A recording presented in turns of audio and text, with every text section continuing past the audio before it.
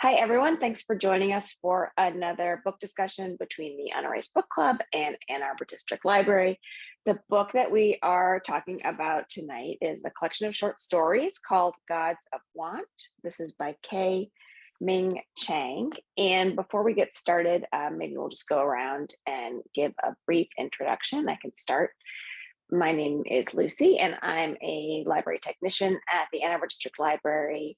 I am wearing a tan sweater, and I'm sitting in front of a wall of watercolors. I'm a white female, 50 years old, with shoulder-length brown hair.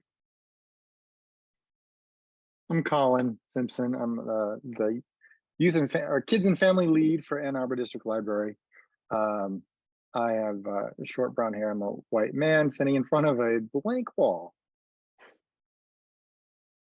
Hi, I'm Emily. I am a librarian at Ann Arbor District Library. I am a white woman in my mid-30s with reddish brown hair wearing a green shirt. I'm sitting in front of a mostly white wall with a reproduction of Matisse's goldfish behind me. I'm Christopher Becker. I'm a library tech at the Ann Arbor District Library in Youth. I'm wearing glasses. I'm a white man in my 50s, sitting in front of a yellow wall. And hi, my name is Jacob. I am an Ann Arbor District Library employee where I work in the outreach department.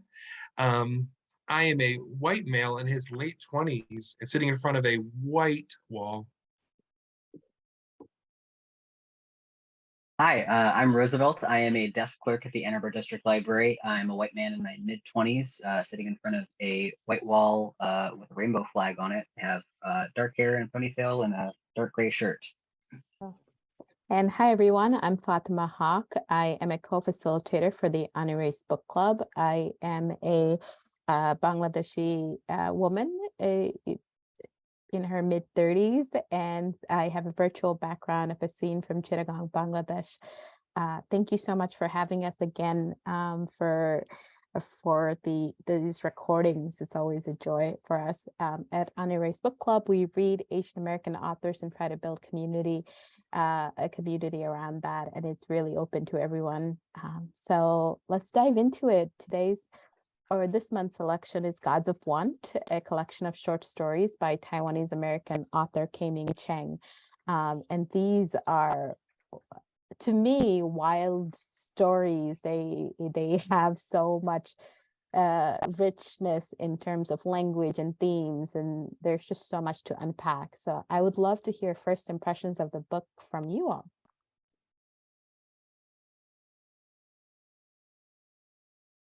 I really liked the story that it started with. And I think, I don't want to say it was a favorite. I won't say it was the very favorite. But I will say of the three sections, the stories are split into three sections. The first section is under the title Mothers.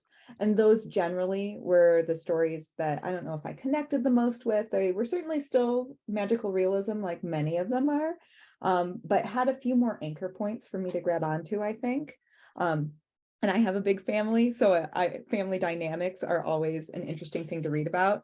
But the first story is called Antland, and it essentially talks about all the various ants that I believe unnamed narrator of this story has, and it immediately throws you in. I think there are no paragraph breaks. It's just one 3.5 long page story with various kind of antics that the ants of this narrator have done. And reading it, I was like, oh, this is the kind of book we're here. And I at that point in time was very ready to go along for the ride.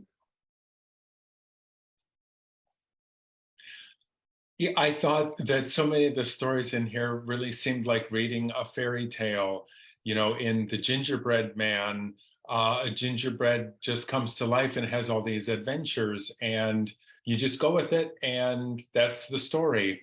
And I thought I found many comparisons to fairy tales in Gods of Want, even how many of the characters don't have names. So there were the aunties, and there's, brother 1, brother 2, brother 3. It felt in that way, I think, very fairy tale-ish, that I enjoyed. I had seen a clip of the author on YouTube, and they were talking about how fairy tales and myth were a huge kind of thing when they were writing these stories. And they said that they chose to use myth because myth, and in that same way they were playing with the collective voice of like, rather stories about I or me, it's about our or we or nameless entities or a nameless entity. And I was like, that's pretty cool. That little tidbit allowed me to enjoy the stories more. Sort of to connect with what you're saying, Jacob, one thing I liked about, I'd listened to the author say something about how important language was to her, and this like very language driven, language first kind of writer. And that was something that helped me connect with these stories, because something I was struck by with all of these stories is the word and the word choice and the words, the way they're put together, the unusual phrasing. There's just some sentences that I found myself writing down sentences because like, that is so unusual and amazing. And I really liked the story that was called the Episodes of Hoarders, because I felt like I was sort of reading a story, sort of reading a poem, sort of reading a list. And I just think that the way that she uses language in these stories is really unique. And though I didn't always find it easy, I definitely I found it just really challenging in a good way. Lucy, do you mind talking a little bit more about your approach to reading that story? Because that was the one I struggled the most with. And I thought it was because I was reading it on my phone, but then I got the physical copy and it still had unusual spacing that wasn't the line breaks I thought it would be. Not to just put you on the spot, but yeah, I no, felt like I think could get more out of it and I just need to be pushed in the right direction. I think what I did is I really looked at it like a poem. And so I think when I'm reading poetry, a lot of what I do is I'll read the lines in different ways. Like, what if this line break wasn't here? Or what if this word, connected to this word in a different way? And I think you start to see multiple meanings. And I just think that I took it for the language. And so I wasn't as much focused on what the story was trying to tell me. Like, is there a plot? What's happening? It's like, how is this author using words and putting words together? And that helped me kind of connect with it, if that makes sense. It does. I think also, like for me too, this was actually a very challenging book to read. It's a challenge. I appreciate it, but it was definitely challenging, and particularly because of this question of plot, right? Is there a through narrative throughout that you could actually follow and figure out? And several things made it difficult for me. One was the fact that the language itself was so elaborate and distinguished, and oftentimes would like just take me out of the story entirely because I would be mulling over that choice.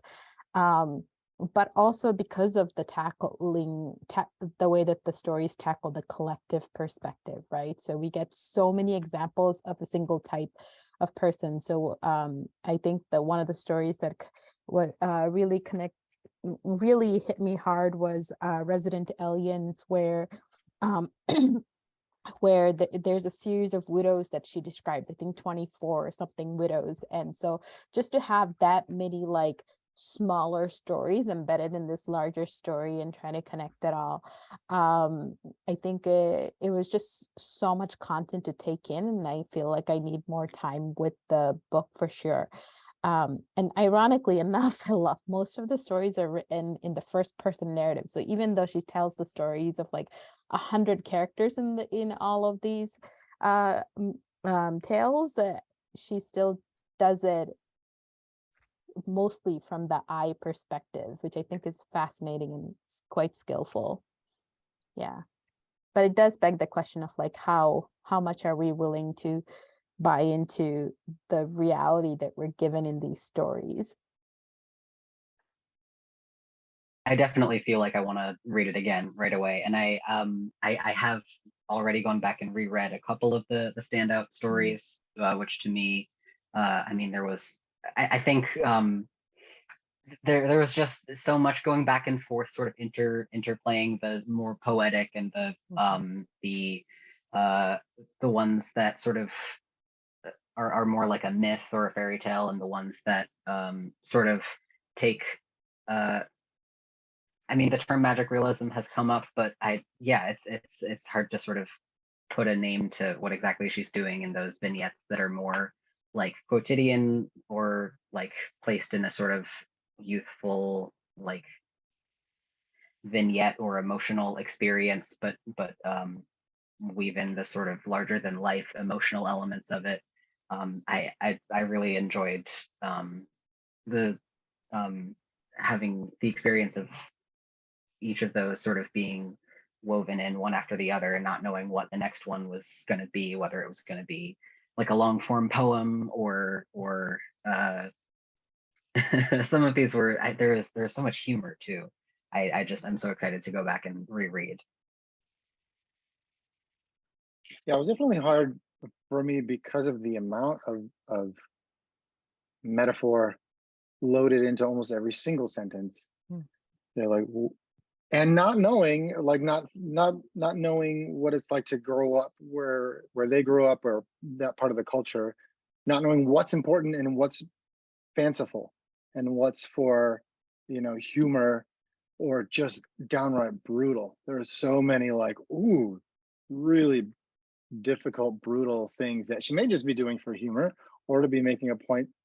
And so kind of wading through it all to be like, okay, but what's the overall point of the whole thing? Because there was 5,000 metaphors in your in that 3 paragraphs. So just kind of like filtering it a little bit was difficult. Colin, I had the same, well, I wouldn't say issue, but I had the same thought that so many of the metaphors and the turns of phrase are fanciful and interesting, but then many of them are not. So Virginia in Virginia Slims really does slide off the page, right? Yeah. You know, but and another character really does have pigeons for feet. But in other scenes, someone is carrying briefcases of blood. And I think that's not literal in this case, you know, or, you know, streetlights pecked dead by birds. That's just a cool way to say the streetlights are out. So sometimes I had to stop because I think it was easy for me to go too fast and just get into this rhythm of going with the cool expressions. And I had to slow down and say, okay, wait, what's really happening here? So what you said just reminded me of that.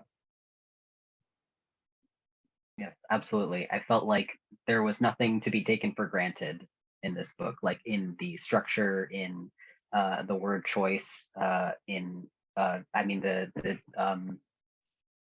line spacing and formatting have been brought up already. Like there's so much that's about the form that's being taken that I assumed would be the case going into a short story anthology that just I had to just completely abandon. I mentioned to Lucy a few days ago that a lot of it felt almost like stream of consciousness, but then the word choices are so specific and the metaphors are so specific that it can't be, right? But it just feels like it's just flowing out of a dream almost.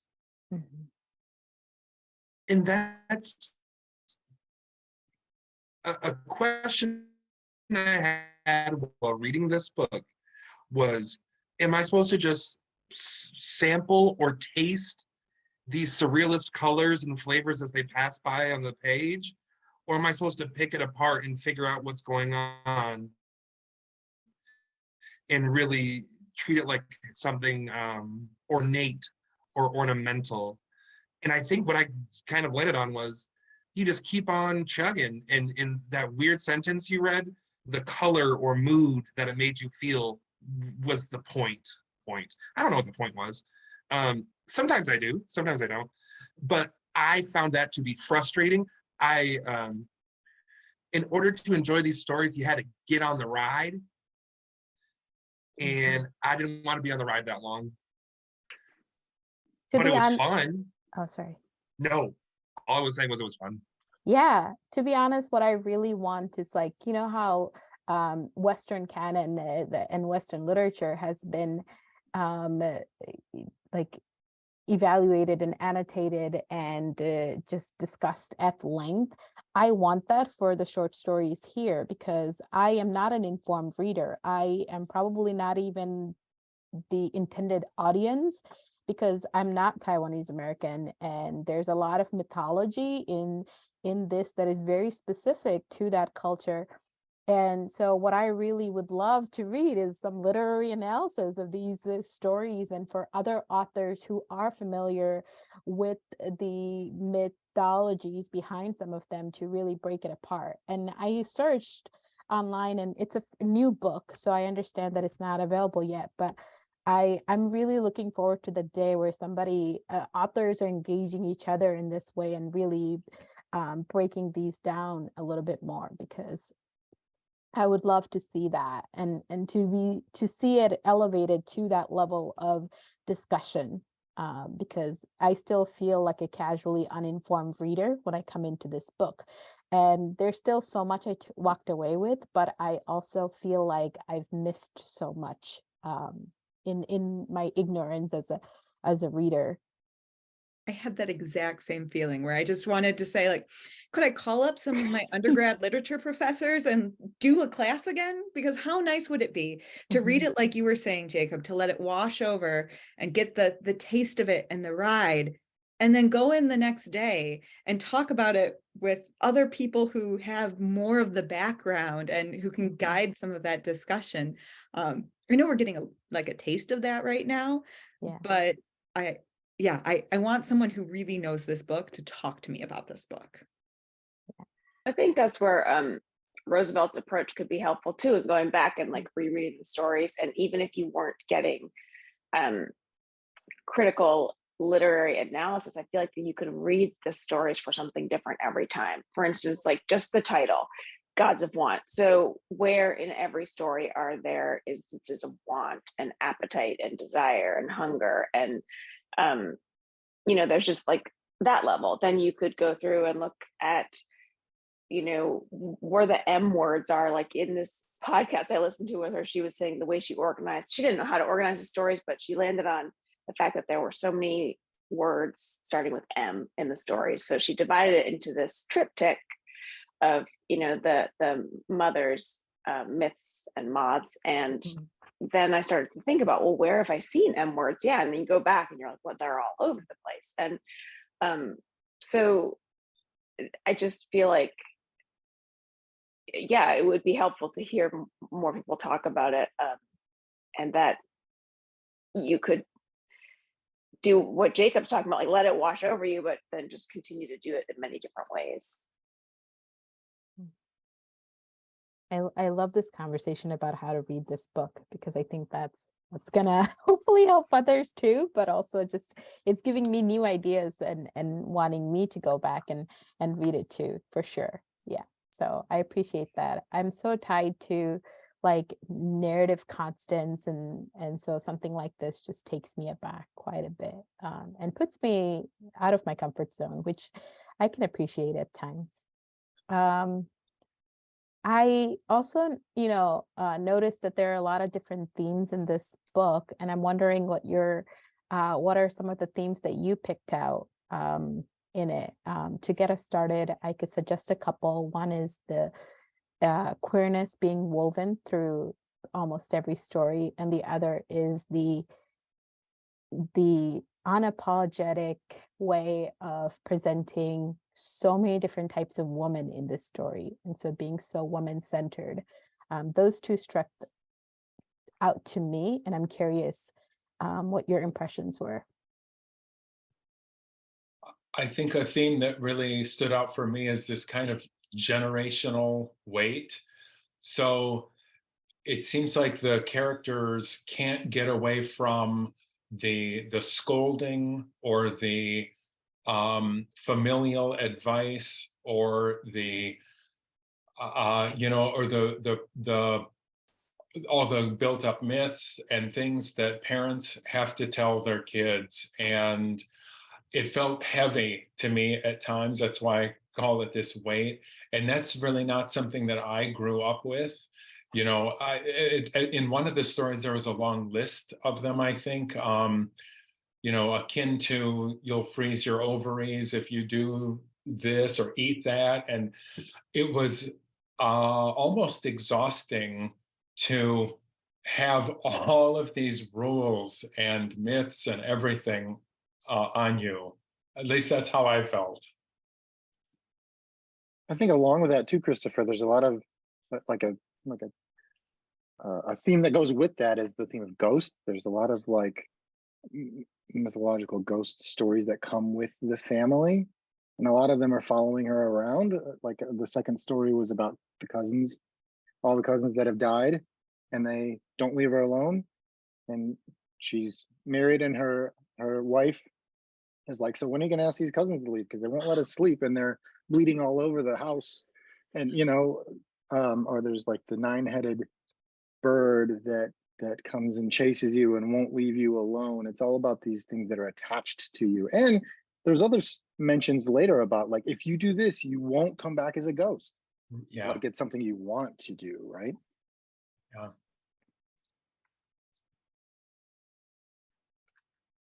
I think I mostly was looking at the relationships between mother figures and daughters, whether the mothers or the mothers-in-law. And it was perhaps particularly highlighted because I was reading the first half of this book at my in-laws' house, which certainly gave me some perspective when you read that third story about the very, very challenging mother-in-law. But seeing the different ways, or like the mother who is so glad that her daughter is lesbian because that means she won't bring children into the world. It just gives you a lot to wrestle with.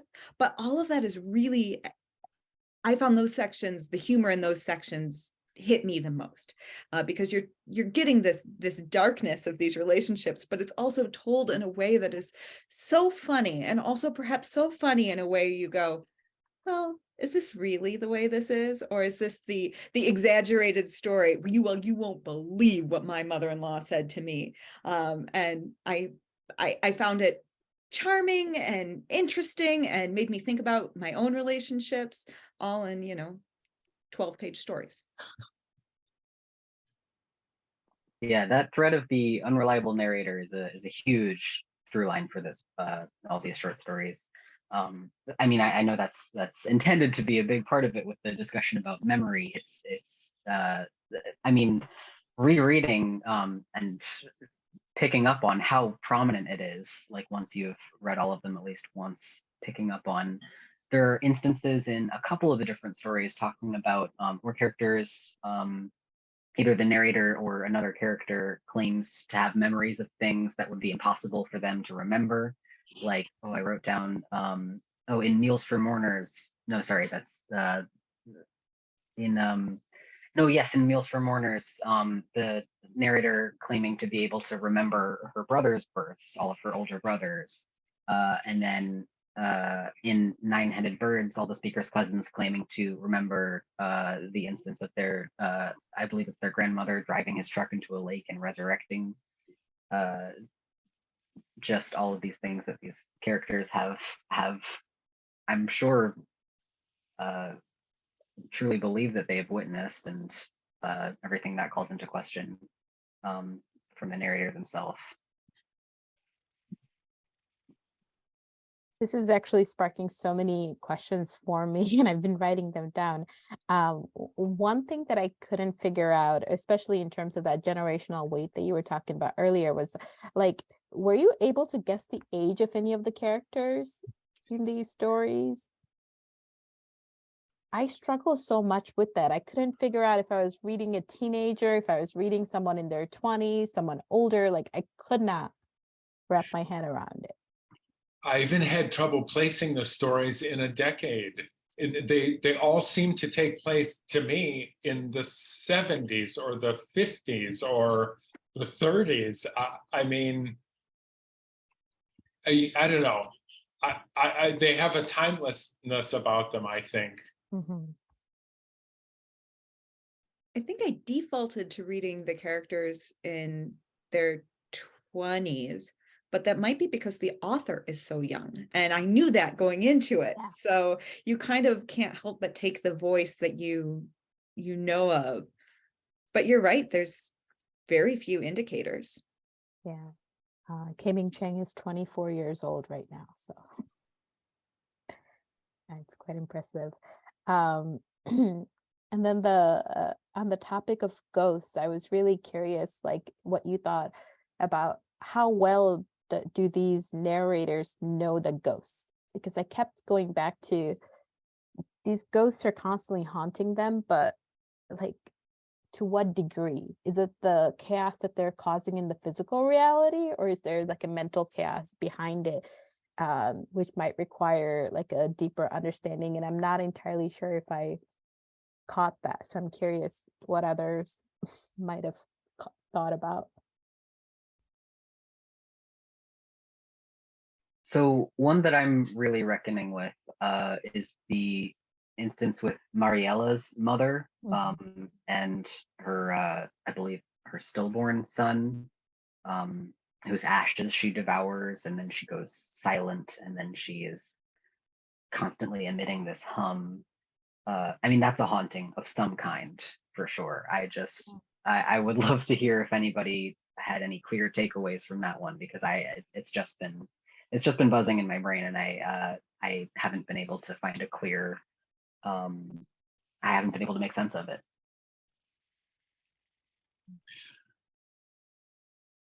That was one of my favorite stories in the book.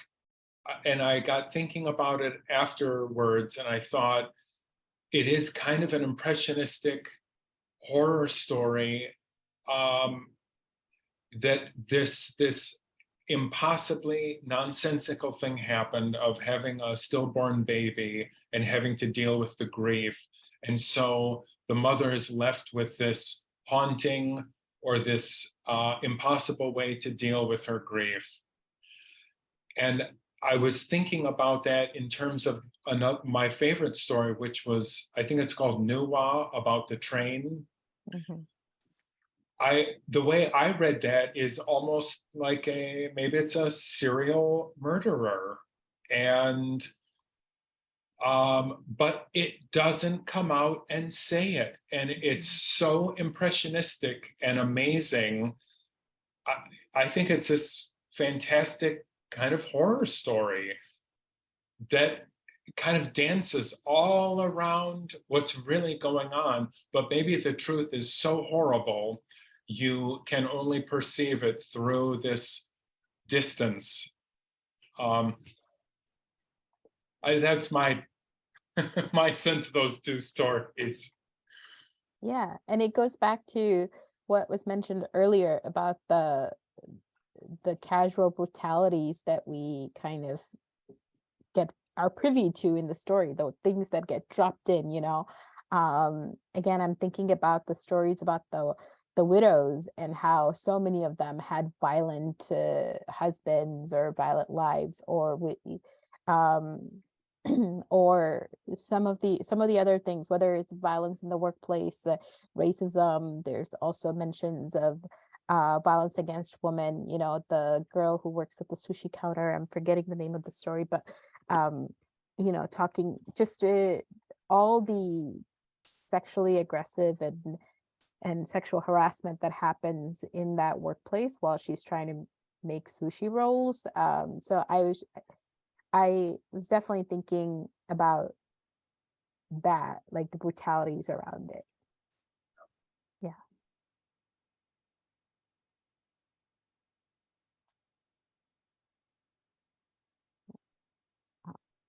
But to answer a little bit of my own question about how well are these ghosts known, I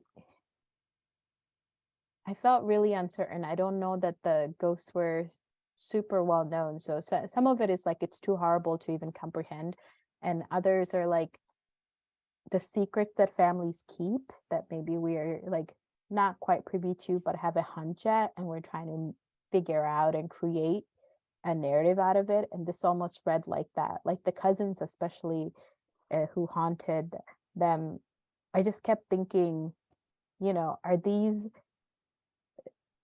is this guilt? Is this survivor's guilt in some ways? It is the guilt of success maybe in other ways. Just the divide between those who are left behind and those who remain. So she played around with these themes so beautifully, and I was thinking a lot about it. Yeah, I just think love what that you were reading. just, oh yeah, sorry, go ahead. I was thinking what you were just saying, Fatema, about like kind of skirting around or not, like that cousin's story, especially like I think when I first read it, I was thinking, she does know the ghosts because they're her cousins, but now I'm thinking about how they're addressed. Like one in particular was just an example, like the cousin whose blood did not clot, like that's how this cousin is remembered.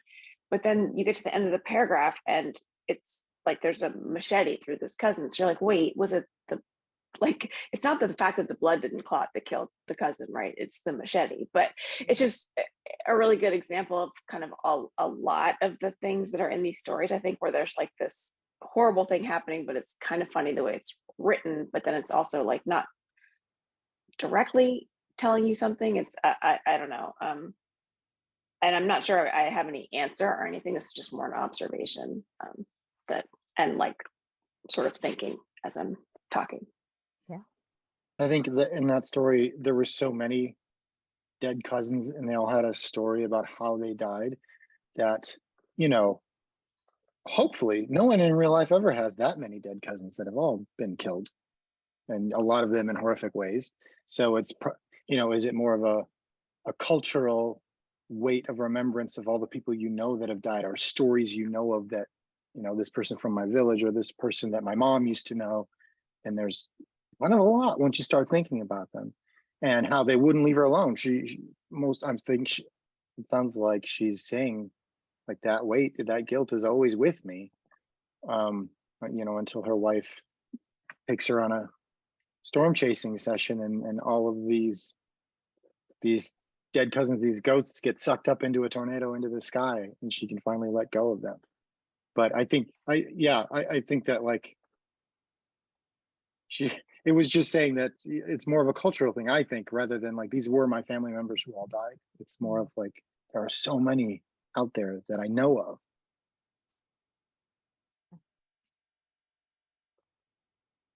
Well, and I thought it was cousin, really, aunt, and uncle are all terms that I think across many cultures are used not just to describe the blood relatives that fit that term.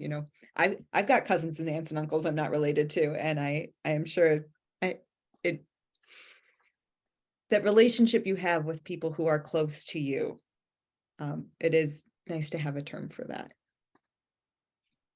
Yeah, that's actually a question that I want to ask her, which I will have the opportunity to do next week on Thursday, the 26th at 6 p.m. on Instagram Live. We're interviewing the author, but one of the questions that's really is like, who are the people that inspired these stories? Because I really, really want to know, given the breadth of narratives we've gotten, so many like little stories patched together, I feel like I want to know where it's coming from her and her source of inspiration. Yeah. Also, that was a plug, so please do join us for that. I have to imagine that a lot of the stories with the younger narrators come from at least like some place of personal experience, because some of those sort of vignettes of especially of like queer attraction felt so true to life, so like raw, intimate. There's a lot. I'm sure that you're intending to delve into the queer themes at some point. Yeah, there is much to say there. go for it. I want to hear all about it. Sure. Yeah. It's just, she really nails this sort of turmoil of like the intensity of like the young emerging sexuality, or of all these things that don't have names, and all the confusion of it that's sort of compounded by the lens of like that attraction being queer, being contrary to like what the established norm is. I think it's best encapsulated in the eating short story, where it's expressed through consumption, just like a devouring of the object of this strange new obsession, fixation, and the way it comes into play in the friendship with Mariella, where they exchange body parts that they find the most beautiful, the most enviable, the most attractive. They bodily tearing things out and off of themselves and offering them to each other, and the game of playing dog. There's a lot there that is complex, and it is very, very honest. It feels like I have to assume that some of that is the author's own. I was really struck by how we just, I haven't read a lot of Asian American representations of queerness that is not like this internal battle between am I queer, am I not kind of thing. These stories didn't target that at all. And I appreciated that so much because it is expanding what is available to us in terms of queer representation in the Asian American community.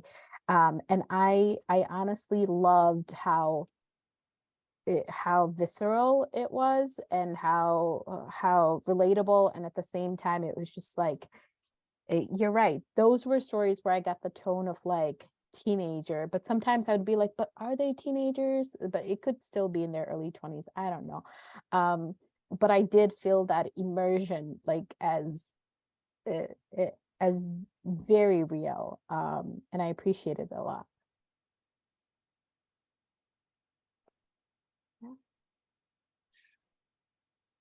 Yeah, I think that's what you just described might be my. Oh no, are we frozen? I'm frozen. We can hear you. Oh, We can hear it you, yeah. tells me I'm unstable. What was I going to So say? rude. Christopher, were you going to say something? Because I was just going to say that there didn't seem to be much judgment of being queer in these stories at all. I guess there were a few instances of homophobia, like the drinking Coke, or there was something else, but it almost, the main character just seems to kind of naturally slide into these relationships without any question. And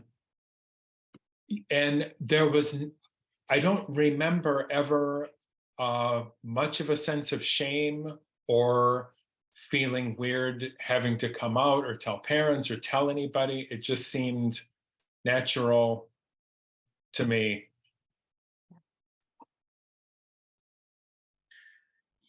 yeah, okay. You helped me remember what I was going to say. There's something very punk about the book. This story is called Eating. There's another story that's just like, here's a word. And there's something, the author is not concerned with these things that we expect or perhaps learn to expect from queer writers and queer artists. This author is not concerned with, I don't know. It exists on the other end of Aristotle and Dante, if that makes any sense, if you've read that book. And I think that one of my favorite parts about being in the queer community is this kind of punk feeling of like, oh, that makes you feel weird? How about this? There's something really wonderful about that I really love. And that's what this book, that is what I love the most about this book. It might have been the only thing I loved about this book, but I loved it. It's unabashed. Unabashed. That's a good word. I felt that very much. I really did. And the question that was in my mind was like, what sort of internal work did you do to get to this point, to be able to write about this so authentically and so like viscerally and without shame? It didn't feel shameful. And I so deeply appreciated that. It really, really did. I also felt, and maybe I was reading it wrong too, but some of those encounters felt dispassionate to me. That felt like, hey, we're just two people doing these things to each other that are, outside the norm, but it wasn't like we're so madly in love and she looked into my eyes and I felt it. It was like, no, I bit the glass from her mouth and she, just weird stuff, or weird metaphors anyway, I mean to say. But it wasn't about the passion or the love. It was just like, no, the two of us could tell that this is what we wanted and this is what we did. I found as we are discussing this book is really woven in my mind with another book I read a few months ago. It's also a story collection. It's called After Parties by Anthony Vesna So. It's about Cambodian Americans, but it has the similar interwoven, I'm going to take your phrase there, Jacob, punk queerness in it. And so, in fact, as you all are bringing up some of the stories, I'm like, oh, that was in this book? I didn't realize, because I think if you are wanting a similar read that's maybe a little bit less challenging, there's a little bit less of the magical realism in it. I really recommend it. And I think these two books are kind of forever going to be tied in my brain, both because I read them recently and because they take looks at similar themes in different directions. For me, the connecting book is Her Body and Other Parties by Carmen Maria Machado, because the also less like the mythical stuff, maybe a little more specific in language, but similar themes for sure. And then the Hoarder short story by K-Ming Chang, and I think it's Heinous Acts in Her Body and Other Parties were so related, because the Heinous Acts was like Law and Order episodes, and this one was Hoarders episodes, and both just like pushed me in really interesting ways. So yeah, totally would recommend. If you like this, then try that one, and or vice versa. And I actually read that book per your suggestion. So this is my good book. Thank you. I'm glad. Yeah.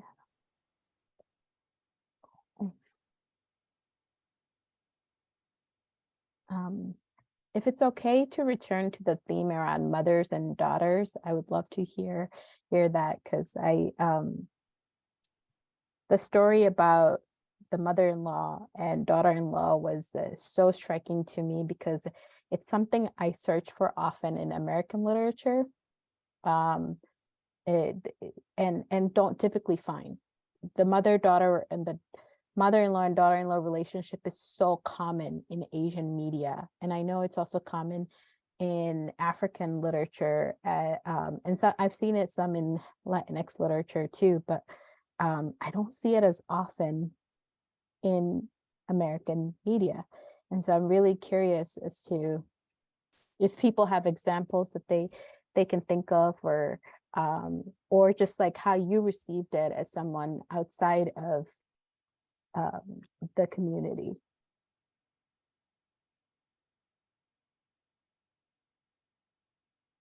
So I don't have literary examples, but in my experience, the sort of American cultural lexicon seems to focus on the relationship between like a husband and his mother-in-law, seems to focus on like the grief and strife in that relationship from the more sort of masculine perspective. Mm-hmm.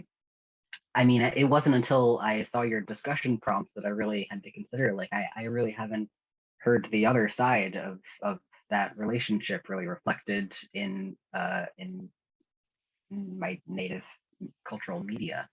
Mm-hmm. There was a section in one of, I think in that mother-in-law piece, where she talked about the difference that mothers raise their son and they want to always keep them and mother them, and mothers raise their daughters knowing that they won't forever be theirs. Mm-hmm. And that really resonated with me. And the idea of that probably mothers tend to have expectations, and I think this is both genders, but have expectations for what their child's partner will bring to them. And it is probably nearly impossible for anyone to ever live up to those expectations.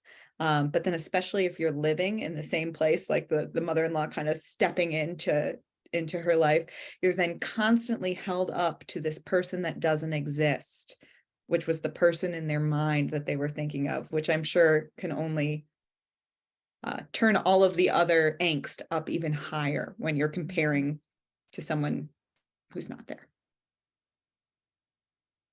Yeah, I do think that that story is a really good example too. Like the mother-in-law and daughter-in-law, I think can be, I mean, any of those relationships can be fraught, but that one in particular seems like it can be fraught for the reason that you're saying, Emily, that there's like that connection that a mother might hold her son so close that how is anyone ever going to be good enough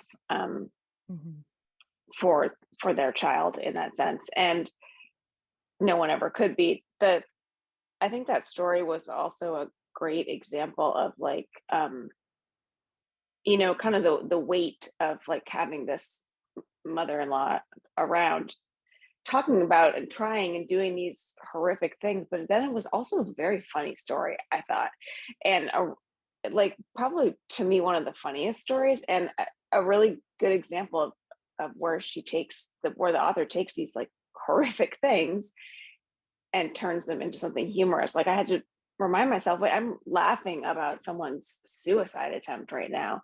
I don't know. I just felt I when I read that question on your just questions that for this book, I did think, yeah, I haven't seen a lot of stories in this culture about that relationship, but it made me wonder why, because there's so much there. It's really rich material. Yeah. A part of me wonders if it's because of the cultural expectations around it, right? So like, I think in America, I grew up with this notion that if you are in a romantic partnership with someone, then eventually you would have a life of your own, right, outside of your birth family, right? You'd get your own house, you'd live separately. It's very individualistic. Whereas in the Bangladeshi culture that I grew up in, there's this expectations of joint family, or at the very least taking care of your in-laws, and that's a huge component of relationships in general, and I think that shifts because it forces you into the spot of like having to engage more directly, and you can't really remove yourself from the everyday, and you're constantly tormented or subjected to the judgments and the having to build out a relationship, and perhaps not with someone who is used to that sort of power differentials, right? So I know that some of my aunts, and you know, obviously not speaking for any particular group, but I know that with some of my aunts and stuff, that their struggle was that, you know, I think their mother-in-laws had difficult relationship with their mother-in-laws, and then they just like perpetuated a cycle of this, and given the positionality of women and the power that they have or don't have, a new daughter-in-law could be extremely threatening because it's probably destabilizing for them in some way. And I read this story as that. It was like, this is the only power she had to express the destabilization of a new addition to the home, because she was so afraid that her son was going to, you know, take the side of his wife and not. So it wasn't even like real suicide attempts, because every single one was kind of a joke, right? Filling a kiddie pool with a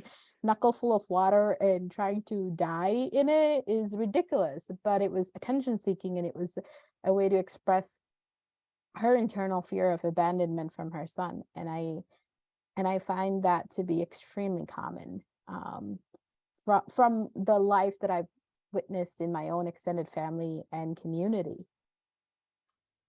I also think a little bit like, what does that say about fathers, where the mother is trying to get all of their love from their son, which they know is going to be unconditional. They're going to love them no matter what, most likely because they're not also getting love from their partner any longer. Or in this case, I don't know if their father is probably gone at this point, but I think that has a lot to play into it as well.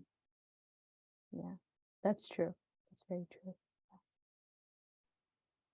There was I noticed a lot of emphasis in the story on like the sort of shared role of like mothering this same man between the two of them as you know, something they have in common, but is also the source of their strife. Yeah, like this woman is stands to replace her mother-in-law in the role of mother to this man who can't even, be rumored to have washed a dish without it reflecting poorly on his wife.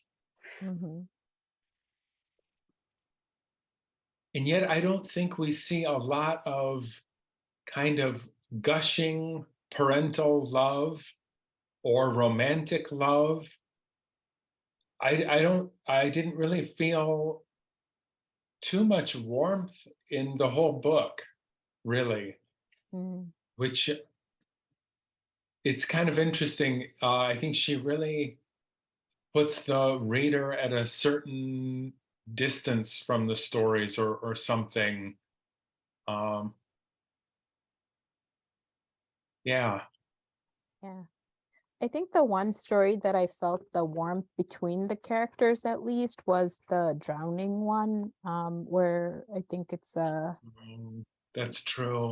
Dykes, I think is the story. And it's just like there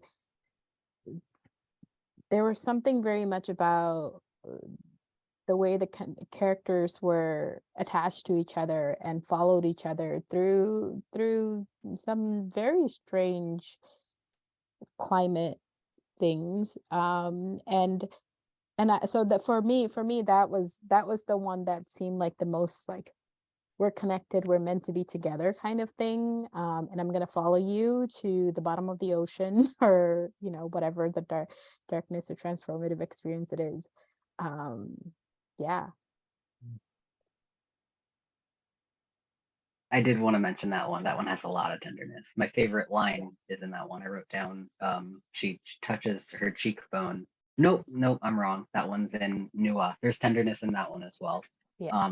Touches her cheekbone. There's a seismic shift that lifted the car 2 feet above the street and collapsed every stoplight in a 2-mile radius and temporarily dislocated the train tracks, jolting them into the shape of her spine. That was some tenderness. So I think there's threads of it. Yeah. I also want to plug that the visuals in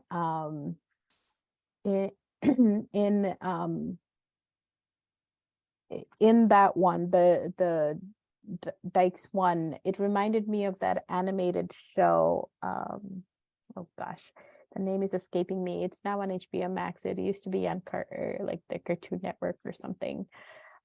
It'll come back to me, but it did remind me Birdie of and Tuca. Yes, Birdie and Tuca. Thank you. Or Tuca and Birdie. Yeah.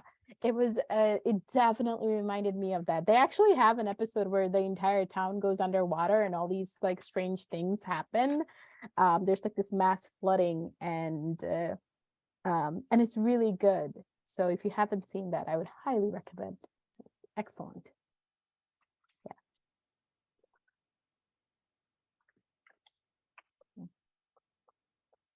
We are coming up towards the top of the hour, and I just wanted to see if anyone had any thoughts that we didn't get a chance to cover.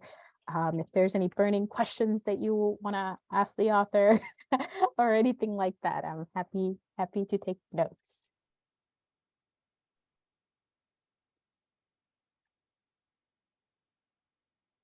Will you record that interview? Yeah. Yeah, okay, so that'll be available to watch after. Good, great. Yeah. Okay.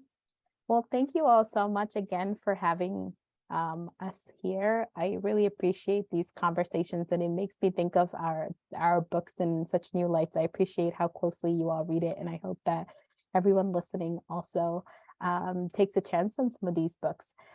Next month, we are reading from Unincorporated Territory, Guma, by Craig Santos Perez, and I hope you'll join us for that. Thank you once again for putting a very interesting read into our hands that maybe some of us wouldn't have come across otherwise. So Yeah. Really appreciate it.